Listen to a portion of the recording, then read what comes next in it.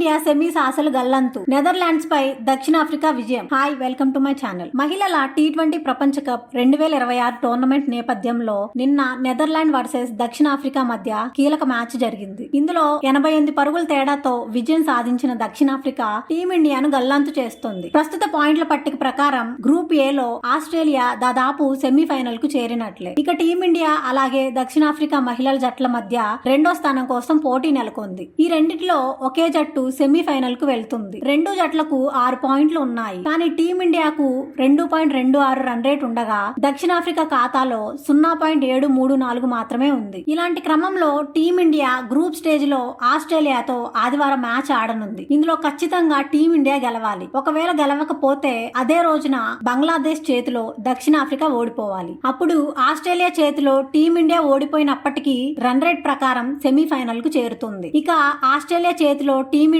ఓడిపోయి బంగ్లాదేశ్ పైన దక్షిణాఫ్రికా గెలిస్తే మాత్రం మనోళ్లు ఇంటిదారి పట్టాల్సిందే. కాబట్టి ఆస్ట్రేలియాతో ఆదివారం జరిగే మ్యాచ్ టీమిండియాకు చాలా కీలకంగా మారనుంది. బలమైన ఆస్ట్రేలియా జట్టును టీ20లలో ఓడించడం చాలా కష్టమే. కానీ పగడ్బందీగా ప్లాన్ చేసి మరి ఆస్ట్రేలియా క్రికెటర్లను ఓడించాలి. లేకపోతే టీమిండియా పరువు పోతుంది. టీ20 మహిళల ప్రపంచ కప్ 2026 టోర్నమెంట్ లో టీమిండియా చాలా కాన్ఫిడెంట్ గా కనిపించడం లేదు. ఓపెనర్లు షఫాలి వర్మ మరియు స్మృతి మందన మినహా ఎవరూ రాణించడం లేదు. కెప్టెన్ హర్మన్ ప్రీత్ కౌర్ కూడా మిడిల్ ఆర్డర్ ను లీడ్ చేయడం లేదు. అటు జెమిమా టెస్ట్ మ్యాచ్ తరహాలో ఈ టీ20లలో ఆడుతున్నారు. ఈ క్రమంలో ఆస్ట్రేలియా లాంటి బలమైన జట్టును ఓడించాలంటే కష్టమే అని అంటున్నారు విశ్లేషకులు. మరి మనోళ్ళు ఎలా ఆడతారో చూడాలి. వీడియో నచ్చితే లైక్ చేయండి, షేర్ చేయండి. మన క్రికెట్ తెలుగు ఛానల్ ని సబ్స్క్రైబ్ చేయండి.